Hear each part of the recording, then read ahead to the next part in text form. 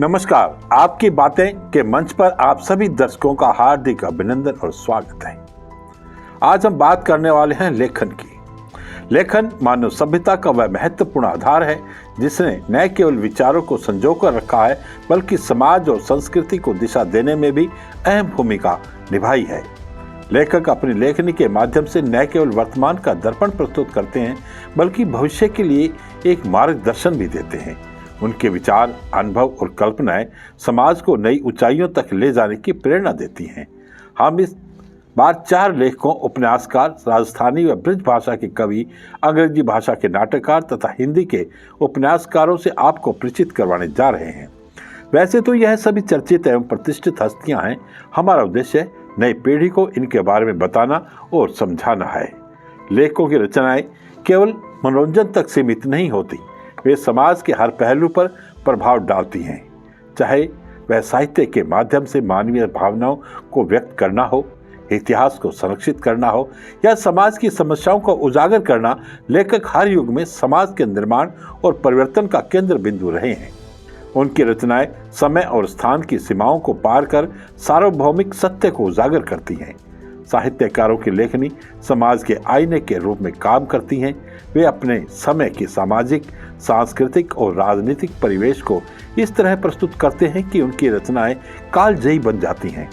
उनकी रचनाओं में न केवल समाज का यथार्थ झलकता है बल्कि भविष्य के लिए प्रेरणा भी मिलती है। इस भूमिका में लेखकों के योगदान और उनकी विचारधारा की चर्चा का उद्देश्य उनकी रचनाओं के माध्यम से समाज में उनके प्रभावशाली भूमिका को समझना और उनके कार्यों का सम्मान करना है।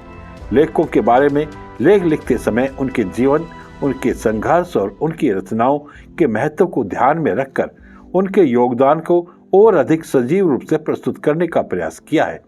तो आइए सबसे पहले सुनते हैं इस सदी के महान कहानीकार और उपन्यासकार मुंशी प्रेमचंद के बारे में। इसे स्वर दिया है श्रीमती सुधा माथुर ने। मुंशी प्रेमचंद, आपका जीवन परिचय। भारतीय साहित्य जगत में एक जाना माना नाम मुंशी प्रेमचंद, जिनका वास्तविक नाम धनपत राय श्रीवास्तव था। उनका जन्म 31 जुलाई 1880 में बनारस के एक गांव में हुआ था। इनके पिताजी का नाम श्री अजायब राय था, जो डाकखाने में नौकरी करते थे।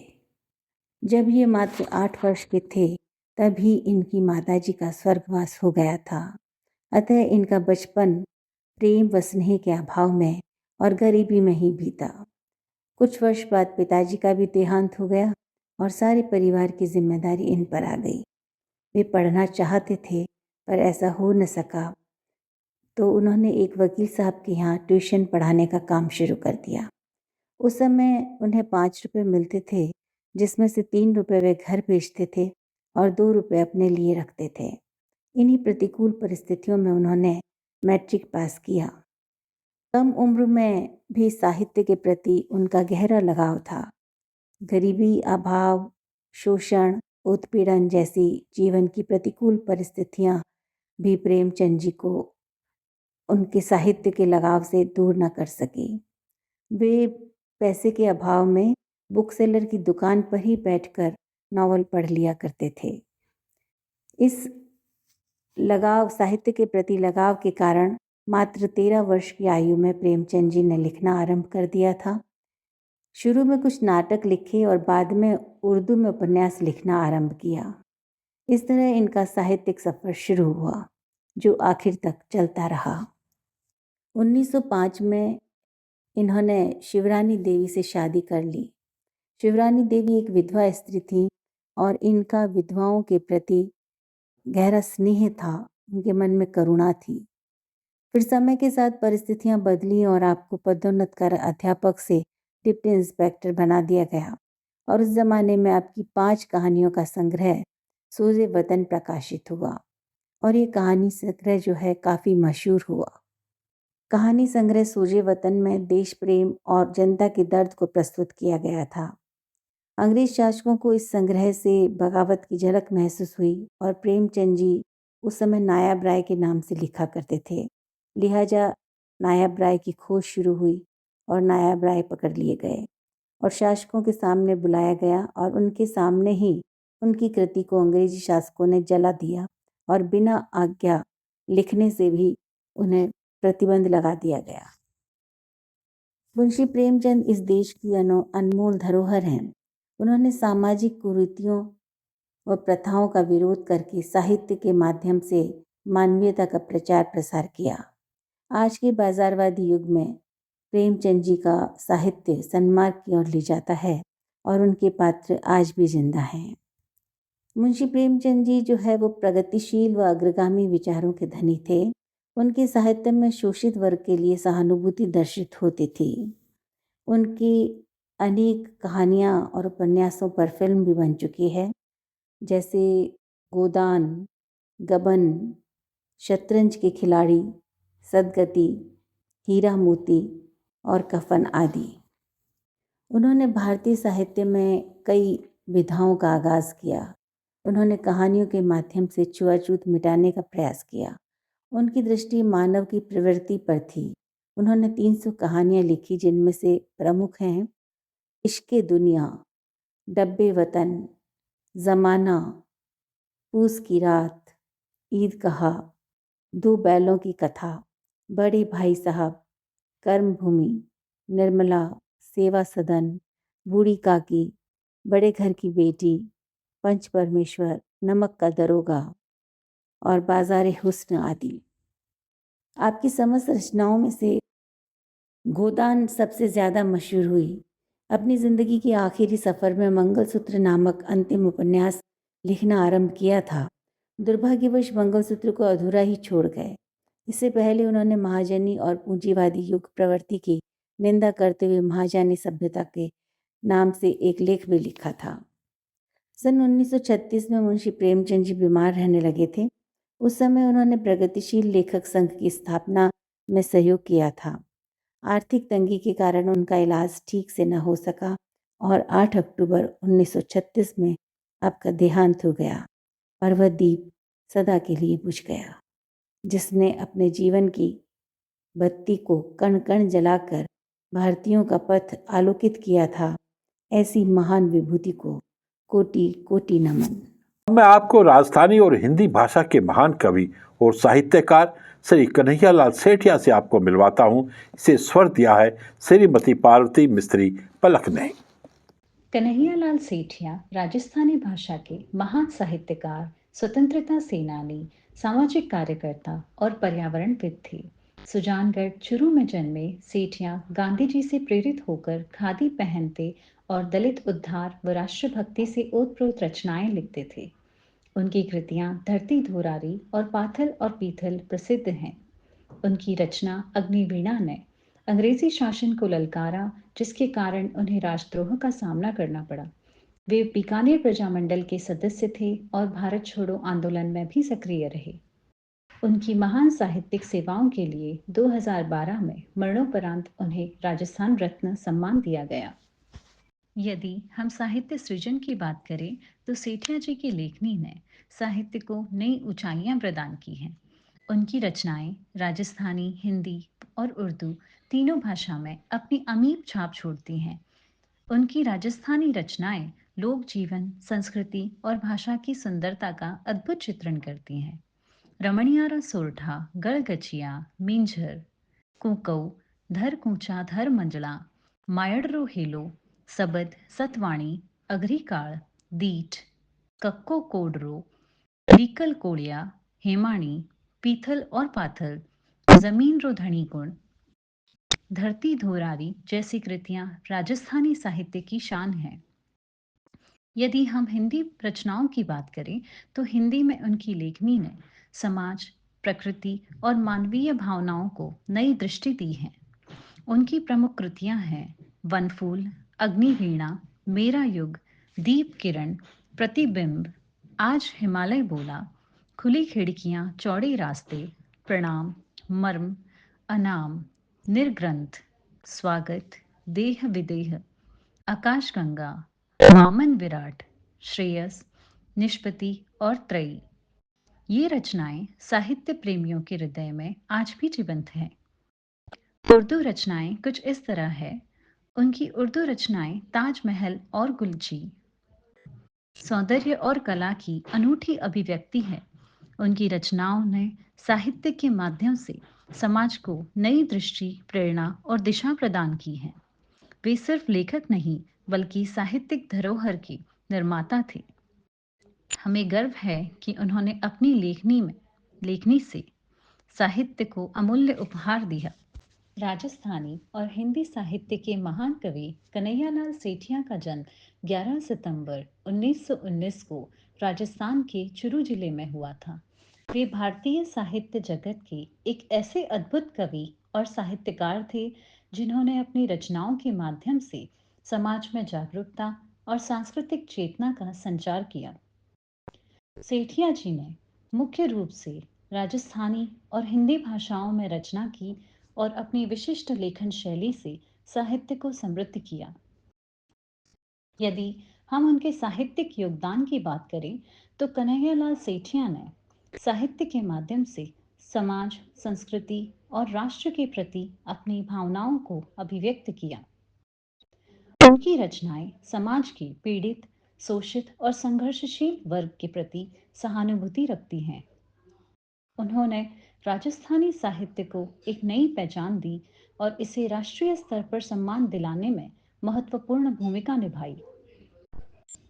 उनकी प्रसिद्ध रचना पृथ्वीराज रासो से प्रेरित पाथल और पीथल एक अमर काव्य कृति है जिसमें राजस्थान के गौरवशाली इतिहास और संस्कृति का वर्णन मिलता है। उनकी यह रचना राजस्थान के घर घर में पढ़ी और सराही जाती है। सेठिया की कविता में वीरता, प्रेम, संघर्ष और सांस्कृतिक गौरव का सुंदर समन्वय देखने को मिलता है। उनकी अन्य प्रमुख रचनाएं हैं मेरी वाणी, धरा के गीत, अग्निवीणा, लोक गाथाएं। उनकी कविताएं न केवल साहित्यिक स्तर पर बल्कि समाज को बदलने के उद्देश्य से लिखी गई। वे गांधीवादी विचारधारा से प्रभावित थे और उनकी रचनाओं में सामाजिक कुरीतियों के खिलाफ विद्रोह की भावना भी दिखाई देती है। कन्हैयालाल सेठिया को उनके अमूल्य योगदान के लिए कई पुरस्कार और सम्मान मिले। उन्हें पद्मश्री से सम्मानित किया गया। इसके साथ ही उन्हें राजस्थानी साहित्य अकादमी पुरस्कार और साहित्य महर्षि जैसी उपाधियों से भी नवाजा गया। उनकी कविताएं 36 से अधिक भाषाओं में अनुदित हो चुकी हैं, जिससे उनकी लेखनी की व्यापकता और लोकप्रियता का अंदाजा लगाया जा सकता है। सेठिया केवल कवि नहीं थे, बल्कि एक सामाजिक विचारक और सुधारक भी थे। वे समाज की बुराइयों के खिलाफ मुखर थे और अपनी कविताओं के माध्यम से लोगों को जागरूक करते थे। कन्हैयालाल सेठिया का निधन 11 नवंबर 2008 को हुआ। उनके निधन के बाद भी उनकी रचनाएं अमर हैं और नई पीढ़ियों को प्रेरणा देती हैं। उन्होंने साहित्य के माध्यम से राजस्थान के गौरव को संजोया और समाज को एक नई दिशा देने का कार्य किया। सेठिया जी का साहित्यिक योगदान आने वाली पीढ़ियों के लिए प्रेरणा स्रोत बना रहेगा और उनके शब्द हमेशा साहित्य के आकाश में सितारों की तरह चमकते रहेंगे। और अब मिलिए फलोदी पोकरण के कवि और साहित्यकार श्री नवल जोशी से। आप हिंदी, राजस्थानी और ब्रज भाषा के हस्ताक्षर हैं। इसे स्वर दिया है ताराचंद नागर ने। राजस्थान के प्रसिद्ध कवि साहित्यकार श्री नवल जोशी मूलतः पोखरण निवासी हैं, परंतु अब फलोदी उनका कार्यक्षेत्र एवं निवास है। आप हिंदी, राजस्थानी एवं ब्रज भाषा में लेखन कर रहे हैं, जिनकी कविताएं, कहानियां, आलेख, नाटक एवं व्यंग लेख भी हैं। श्री नवल जोशी ने हिंदी एवं राजस्थानी भाषा में गजलों का सृजन किया एवं इसमें विशेष रुचि है। डिंगल पिंगल की पारंपरिक छंद रचना के लिए भी आप प्रसिद्ध हैं। आपकी प्रमुख प्रकाशित कृतियां हूँ नी बोलूं धोरा बोले, यह राजस्थान काव्य संग्रह है। निजर दीठ राजस्थान गजल संग्रह एवं सांझ सवेरा रात दिन हिंदी काव्य संग्रह। थार की लोक प्रसिद्ध प्रेम कथा मूमल महेंद्रा का हिंदी नाट्य रूपांतरण किया एवं इसका मंचीय प्रदर्शन जोधपुर एवं पोखरण में हुआ। देश का प्रसिद्ध घनश्याम दास सराफ सर्वोत्तम राजस्थानी साहित्य पुरस्कार वर्ष 1999 में राजस्थानी कृति निजर दीठ पर मिला। राजस्थानी भाषा साहित्य एवं संस्कृति अकादमी बीकानेर द्वारा गणेश लाल व्यास उस्ताद पद्य पुरस्कार, कला त्रिवेणी जोधपुर द्वारा जन कवि उस्ताद सम्मान वर्ष 2019 में आशु कवि रतन लाल व्यास श्रेष्ठ साहित्य सर्जन एवं सेवा पुरस्कार से आप सम्मानित हैं। Citizen society for education Jodhpur द्वारा प्रोफेसर प्रेम शंकर श्रीवास्तव श्रेष्ठ साहित्यिक सृजन पुरस्कार आपको वर्ष 1999 में हिंदी कृति सांझ सवेरा रात दिन पर मिला।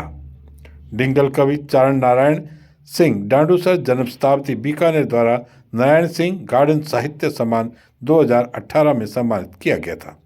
लेखन की विविध विधाओं में पारंगत श्री नवल जोशी ने साक्षरता क्षेत्र में नव साक्षरों के अध्ययन हेतु कथाकृति का प्रकाशन किया, जिसे राजस्थान सरकार एवं जनमानस ने सराहना की। नेहरू युवक केंद्र जोधपुर, मारधरा साहित्य संस्कृति संस्थान जोधपुर जैसलमेर, अखिल भारतीय पुष्टिकर सेवा परिषद, साक्षरता विभाग आदि अनेक संस्थाओं ने आपको सम्मानित किया है। लेखन के अनेक विधाओं में श्री नवल जोशी का महत्वपूर्ण योगदान सराहनीय है एवं उनका लेखन अभी भी 72 वर्ष की आयु में जारी है, जो साहित्य जगत एवं युवा वर्ग के लिए प्रेरणादायी है। सात समंदर पार के साहित्यकार, विशेष रूप से नाटककार विलियम शेक्सपियर से आपका परिचय करवाता हूं, जिनके बिना यह एपिसोड अधूरा सा लगेगा। इसे स्वर दिया है डॉक्टर अरुण माथुर ने। विलियम शेक्सपियर अंग्रेजी साहित्य के महान नाटककार, कवि और अभिनेता थे। उन्हें लॉर्ड ऑफ एवान और अंग्रेजी का राष्ट्रीय कवि भी कहा जाता है। शेक्सपियर का जन्म 23 अप्रैल 1564 को इंग्लैंड के स्टेटफोर्ड अपॉन एवन नामक स्थान पर हुआ था। उनके पिता जॉन शेक्सपियर एक व्यापारी और माँ मैरी अर्दन एक धनिक किसान परिवार से थी। शेक्सपियर के प्रारंभिक जीवन के बारे में सीमित जानकारी उपलब्ध है। उन्होंने स्टेटफोर्ड ग्रामर स्कूल में शिक्षा प्राप्त की, जहां उन्होंने लैटिन इतिहास और साहित्य का अध्ययन किया। 1582 में 18 वर्ष की उम्र में उन्होंने एनी हैथवे से विवाह किया। उनके 3 बच्चे थे, सुजाना और जुड़वा हेमनेट और जुडिथ। 1590 के दशक में शेक्सपियर लंदन चले गए, जहां उन्होंने थिएटर में काम करना शुरू किया। उन्होंने लॉर्ड चैम्बरलेन मेन नामक एक अभिनय कंपनी के लिए नाटक लिखा और ये जो शुरुआत के बाद ही ये कंपनी बाद में किंग्समैन बन गई। शेक्सपियर ने न केवल नाटक लिखे बल्कि उनमें अभिनय भी किया। महान नाटककार, कवि, लेखक शेक्सपियर की साहित्यिक रचनाएं 3 मुख्य श्रेणियों में विभाजित की जा सकती हैं। त्रासदी यानी ट्रेजेडीज, इनमें मानव जीवन के संघर्ष, दुख और मानवीय भावनाओं का गहन चित्रण है। उनकी प्रमुख रचनाओं में त्रासदियों में है हेमलेट, मैकबेथ, ओथेलो, किंग लियर। जबकि हास्य नाटक यानी कॉमेडीज़ के अंदर ये नाटक प्रेम, हास्य और हल्के फुल्के संदेशों से भरपूर हैं। इनमें शामिल है A Midsummer Night's Dream, As You Like It, Twelfth Night, The Comedy of Errors. Shakespeare के ऐतिहासिक नाटकों यानी हिस्टोरियस के अंदर इंग्लैंड के राजाओं और इतिहास के महत्वपूर्ण घटनाओं का वर्णन है, जैसे Henry IV, Richard III, Julius Caesar. Sonnets और कविताएं भी शेक्सपियर ने लिखी और उन्होंने लगभग 154 सोनेट्स और कई कविताएं लिखी। उनके सोनेट्स प्रेम, समय और अमरता के विषयों पर आधारित हैं और आज भी साहित्य की उत्कृष्ट कृतियों में गिने जाते हैं। शेक्सपियर की लेखनी और शैली और भाषा की जब हम चर्चा करते हैं तो शेक्सपियर की लेखनी की विशेषता उनकी गहरी भावनात्मक समझ, जटिल चरित्रों की सृष्टि और जीवन के हर पहलू का सूक्ष्म चित्रण है। उन्होंने अंग्रेजी भाषा को समृद्ध बनाया और कई नए शब्द और वाक्यांश भी गढ़े जो आज भी प्रचलित हैं। वर्ष 1610 के पश्चात शेक्सपियर ने सक्रिय लेखन छोड़ दिया और स्टेटफोर्ड लौट आए। 23 अप्रैल 1616 को उनका निधन हुआ। उनके निधन के बाद उनके साथी नाटककारों ने उनकी रचनाओं को संकलित कर फर्स्ट फोलियो प्रकाशित किया, जो उनकी महानता का प्रमाण है। ये वर्ष 1623 में प्रकाशित हुआ था और आज विश्व के सभी नाटककारों, लेखकों और विश्वविद्यालयों के अंदर शोध प्रबंध के लिए पढ़ा जाता है और एक महान कृति के रूप में है। विलियम शेक्सपियर की रचनाएं विश्व भर में पढ़ी और मंचित की जाती हैं। उनके नाटक और कविताएं मानव जीवन की जटिलताओं और गहराइयों का ऐसा चित्रण करती है जो उन्हें हर युग में प्रासंगिक बनाता है। उन्हें साहित्य और कला की दुनिया का अमर नायक माना जाता है। आज 400 वर्ष पश्चात भी देश विदेश में, चाहे केवल लंदन या अमेरिका में ही नहीं, पूरे विश्व में शेक्सपियर को एक महान नाटककार और लेखक के रूप में याद किया जाता है और उनकी रचनाओं का मंचन और प्रकाशन समय समय पर होता रहता है।